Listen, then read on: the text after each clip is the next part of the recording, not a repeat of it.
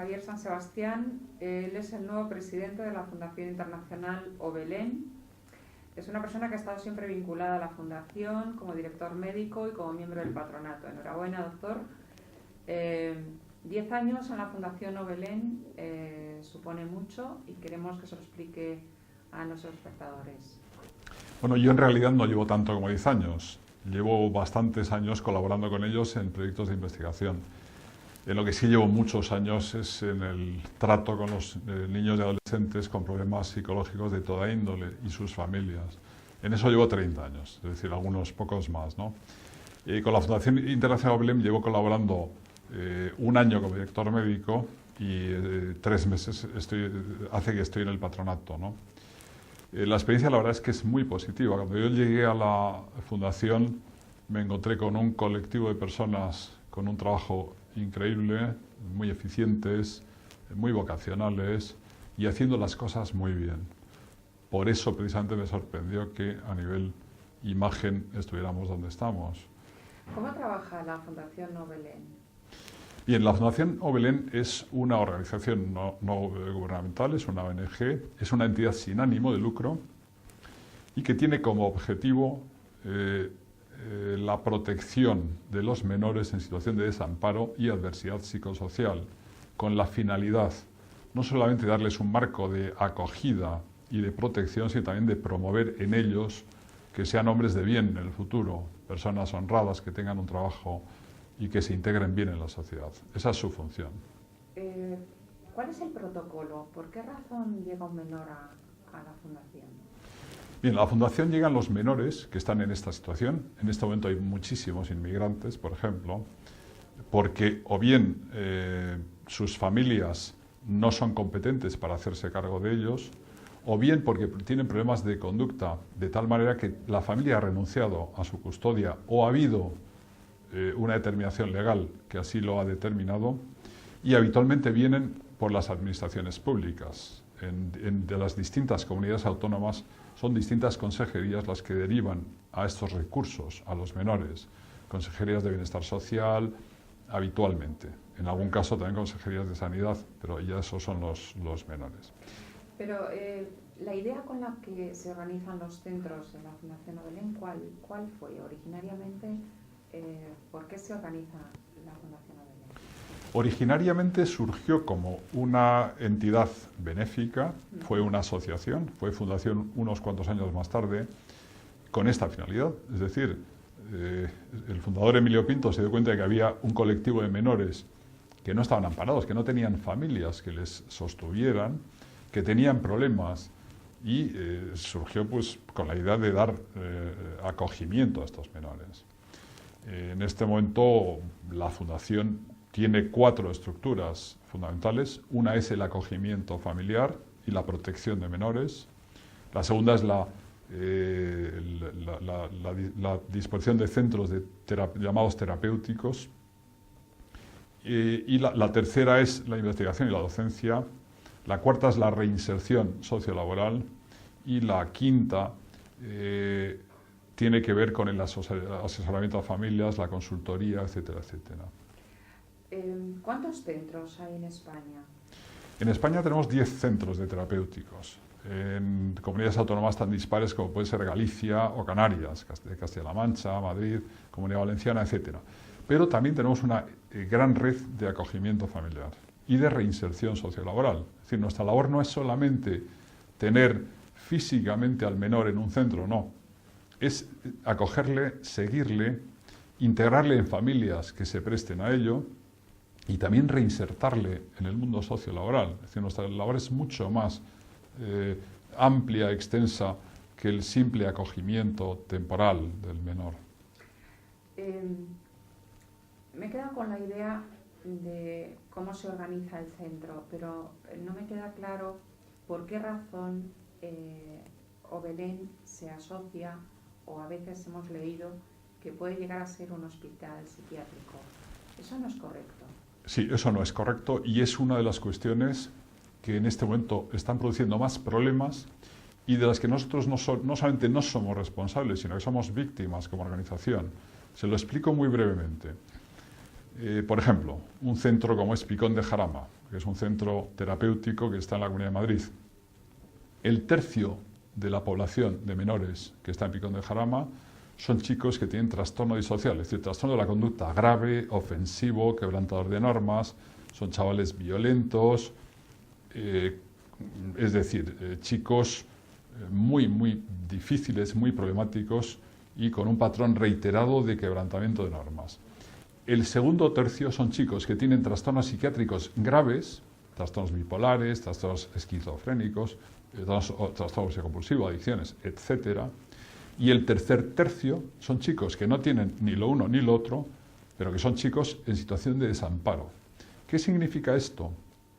Que no se pueden mezclar a estas poblaciones, porque finalmente lo que está sucediendo es que unos son víctimas de otros. El que tiene un problema psiquiátrico es víctima del disocial, y el que tiene un problema de desamparo es una víctima potencial del disocial. Y esto es lo que en este momento está siendo más disfuncional, y esto es lo que las autoridades se tendrán que plantear lo antes posible, porque da lugar a muchos problemas de índole muy dispar. Precisamente en ese sentido nosotros queremos hacer cambios, que eso ya te lo cuento un poco más adelante. Bueno, al hilo de los cambios, como presidente tendrá unos objetivos principales, que son los que la audiencia quiere escuchar. Sí, yo en esta llegada a la presidencia me he marcado una serie de objetivos muy claros a corto, a medio y a largo plazo. A corto plazo quiero impulsar el voluntariado. Necesitamos voluntarios para que colaboren sobre todo en el asesoramiento a familias en situación de crisis. Ese es un problema acuciante que tenemos en este momento en España. En la memoria del fiscal de menores reciente ya sabemos que hay muchísimas más denuncias de padres por maltrato de los hijos que no a la inversa. Ese es un problema tremendo. Yo en la práctica clínica lo estoy encontrando todos los días y quiero que en Obelem hagamos un favor a la sociedad, ayudemos a la sociedad a manejar las situaciones de crisis con los menores. En ese sentido va a haber una red de voluntariado lo antes posible y una asistencia telefónica las 24 horas al día para ayudar a las familias que estén en esta situación. Ese es un objetivo a corto plazo. A corto plazo, por supuesto, necesitamos restaurar nuestra imagen, que está muy dañada por circunstancias absolutamente ajenas a nuestra metodología y a nuestra filosofía. De eso hablaré un poco más adelante. En tercer lugar, tenemos que transformar nuestros centros de terapéuticos en centros sociosanitarios. Y esta es una idea que yo tengo muy clara y que espero que las administraciones vayan entendiendo poco a poco. Vuelvo al ejemplo de Picón de Jarama. No podemos tener a un número importante de chicos con trastornos psiquiátricos graves con equipos clínicos abiertamente insuficientes. Si nosotros comparamos los recursos que tenemos para atender a estas poblaciones con los recursos de los que se disponen en las unidades de agudos de los trastornos para atender a patología psiquiátrica de menores, es que tenemos la quinta o la sexta parte de sus recursos y sin embargo atendemos a poblaciones más numerosas y más difíciles. ¿Qué quiere decir esto? Que si no ha habido más problemas como los que ha habido, desgraciadamente, en alguno de nuestros centros, es porque las cosas se hacen muy bien a costa de un esfuerzo ingente por parte de los trabajadores, tanto de los equipos clínicos como de los educadores. Resumiendo, nosotros tenemos que depender de consejerías de sanidad y gestionar nuestros centros con arreglo al modelo de la asistencia sanitaria, porque nos hemos convertido en centros sanitarios, en centros psiquiátricos de media estancia para pacientes con patologías psiquiátricas. Tal vez por eso yo, que soy psiquiatra de niños y adolescentes, ahora soy presidente de esta fundación. Esa es una tarea que tenemos a un plazo medio y que tenemos que negociar con las administraciones. Y otra tarea que nos vamos a plantear a un plazo probablemente medio también es la creación de un dispositivo asistencial dependiente exclusivamente del ámbito sanitario para tratamiento de trastornos psiquiátricos graves en pacientes menores y adolescentes que requieran internamientos de larga estancia, en dispositivos abiertos, pero con un personal altamente cualificado y que sea asistencial, no estoy hablando ya del ámbito pedagógico, no estoy hablando de educadores, sino que estoy hablando de profesionales, psiquiatras, psicólogos, etcétera, etcétera, etcétera. ¿Por qué en un momento dado Obelén ha tenido en prensa mala imagen en relación al informe Mújica? Bueno, yo creo que el señor Mújica, es posible que con su mejor intención, hizo un informe, a mi juicio, mal documentado.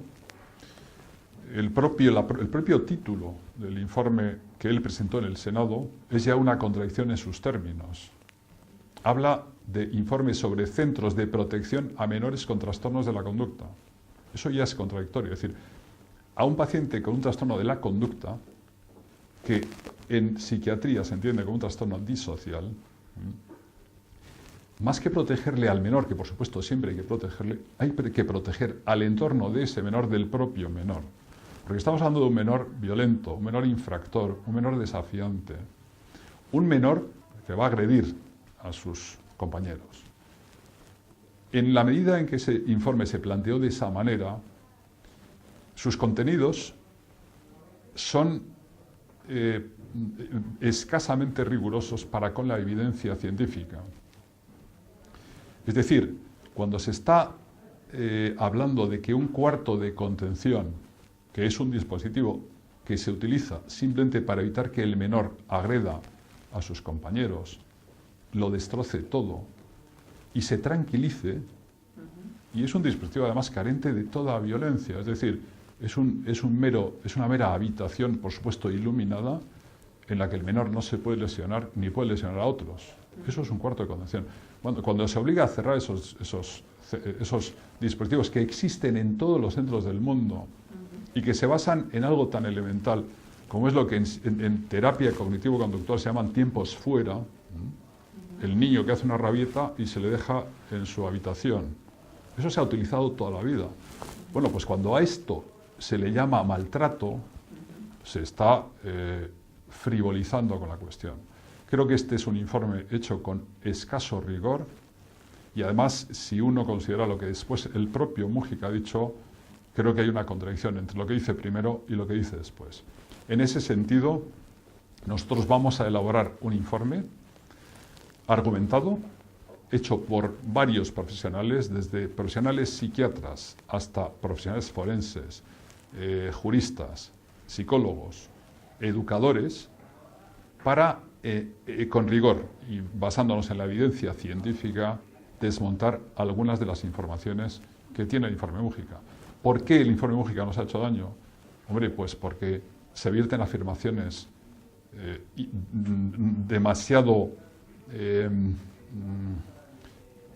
desde luego afirmaciones no rigurosas, poco documentadas y que lesionan la imagen de nuestros centros y de nuestra metodología de actuación.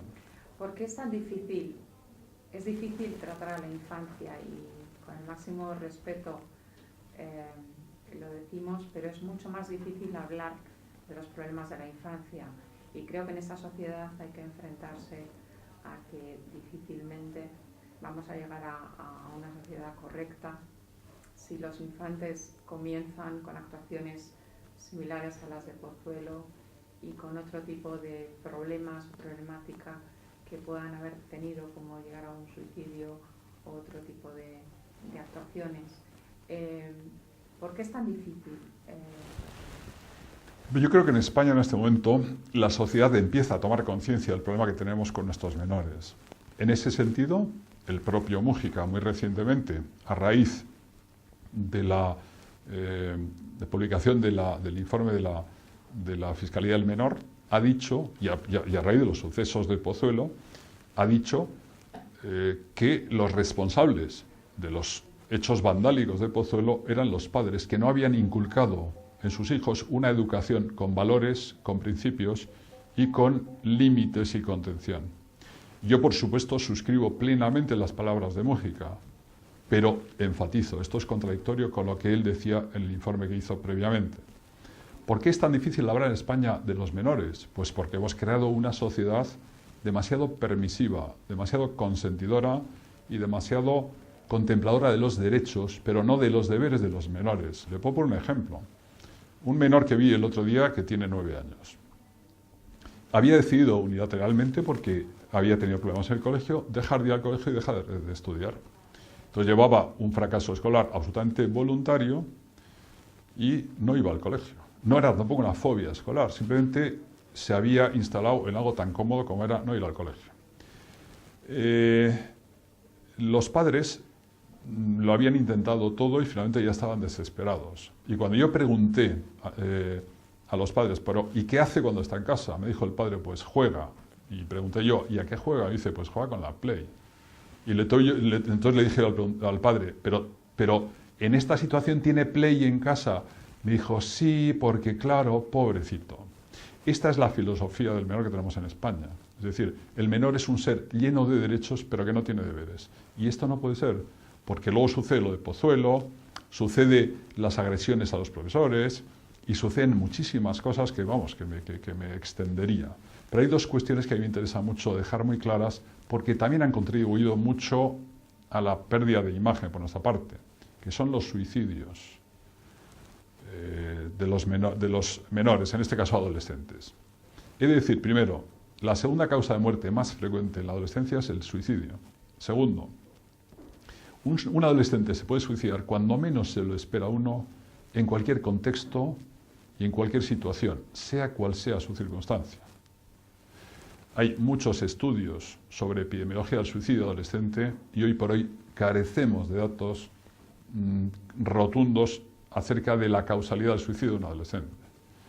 Si uno de los adolescentes, cualquiera de los que se suicidó en el contexto de alguno de nuestros centros, se hubiera suicidado en otro contexto, en su propia casa, o bien en una unidad de agudos, no habría sucedido absolutamente nada. Pero como se suicidó en alguno de nuestros centros o en un traslado, entonces se organizó el escándalo. Uno de los casos, además, era una chica con un perfil muy impulsivo, especialmente impulsivo. La interpretación que se hizo en los medios es que se había suicidado porque se la maltrataba en el centro en el que estaba, con lo cual se estigmatizó el centro. Y eso no fue así. Y sus propias compañeras me lo contaron a mí, que no fue así. Me dijeron literalmente, si esta chica se hubiera querido escapar, porque estaba tan mal, se habría escapado. Son centros abiertos los nuestros. Los chicos se escapan muchas veces, son abiertos. Y la otra cuestión que quería también puntualizar es el tema de las medicaciones, de los tratamientos. También en el informe Mújica se dice que se abusa de los psicofármacos en los centros terapéuticos. Y yo respondo a esto. Yo soy psiquiatra de niños y adolescentes, llevo 30 años ejerciendo esta especialidad y por supuesto que se utilizan los psicofármacos en los niños y adolescentes. Entonces yo diría, si un adolescente tiene una diabetes, ¿se le da insulina? La respuesta es sí, ¿de acuerdo? Bueno, pues si tiene un trastorno de la conducta con agresividad o si tiene una psicosis, hay que darle un neuroléptico, o si tiene un trastorno del estado de ánimo o un trastorno de impulsividad, hay que darle un fármaco que controle su impulsividad y que estabilice su estado de ánimo. Y esto está demostrado con ensayos clínicos y está documentado y es evidencia científica, no me lo estoy inventando yo. Pues bien, no se puede decir que se abusa de los psicofármacos en los centros de menores, porque, insisto, estamos hablando de poblaciones con una alta tasa de psicopatología y psicopatología muy grave, para la que además carecemos de los suficientes recursos humanos para tratarles. Y claro que tenemos que utilizar psicofármacos, y los vamos a seguir utilizando. Ahora, que esto se frivolice, como que estamos abusando de ello, me parece algo absolutamente exagerado e injusto. Por eso tenemos que elaborar este informe documentado para contraargumentar lo que se dijo en ese informe. Por último, ¿qué pide la Fundación Obelén a la sociedad? Y la sociedad, ¿qué puede hacer por la Fundación? ¿Qué puede hacer una persona que esté escuchando al doctor Javier San Sebastián y diga, yo tengo 2 manos, 2 piernas y puedo hacer algo por esos niños? Pues yo pido sobre todo comprensión y un voto de confianza para restaurar nuestra imagen. Comprensión porque, primero, no somos una organización con ánimo de lucro, sino sin ánimo de lucro. A ver si conseguimos cerrar 2009 sin unas pérdidas demasiado elevadas. Punto 1. No tenemos ningún ánimo de lucro, ni nos estamos lucrando con el maltrato de los menores, como se ha llegado a decir por ahí. No somos Auschwitz, Somos centros, tenemos una red de centros en los que se acoge a menores que de no estar en nuestros centros estarían en la calle. Es decir, comprensión. En primer lugar, comprensión. En segundo lugar, comprensión también para con los acontecimientos del último año. Insisto, un adolescente se puede suicidar en cualquier contexto, en cualquier situación y en cualquier circunstancia. Y no por el hecho de que lo haya hecho en un centro de Belén, significa que el hecho de estar en el centro tenga un mayor riesgo de ese tipo de conducta. En tercer lugar, pido ayuda. Queremos promocionar el voluntariado. Hay muchísimas familias españolas en situación de crisis, con problemas muy serios con sus menores, y la Fundación va a poner a su disposición un asesoramiento telefónico para ayudar a manejar estas situaciones. Y en cuarto lugar, pedimos a las administraciones que no nos sitúen en la marginalidad de las ONGs por el hecho de unos acontecimientos adversos. Léase un informe y 2 suicidios. El informe elaborado de una manera, a mi juicio, escasamente documentada y carente de rigor, y los suicidios, como he dicho, algo que puede suceder en cualquier contexto. Que no por esa razón se nos ponga el estigma de ONG políticamente incorrecta, porque no lo somos. Es más, somos la tercera ONG en España dedicada a estas funciones, y creo que nuestra filosofía, nuestra metodología y nuestro rigor son totales. En ese sentido, debo decir que como presidente yo he incorporado a 3 patronos nuevos, que son don Pedro Núñez de Morgades, antiguo defensor del menor en la Comunidad de Madrid, doña Pilar Cernuda, periodista dedicada a problemas de la infancia, y don José Luis Carrasco, catedrático de psiquiatría de la Universidad Complutense, los 3 altamente competentes y que desde luego no son ni empresarios famosos, ni gente de la política, ni nada parecido. Son profesionales que están en este terreno de forma desinteresada. Comprensión y ayuda. Muchas gracias, doctor. Mucha suerte y enhorabuena por sus éxitos. Muchas gracias.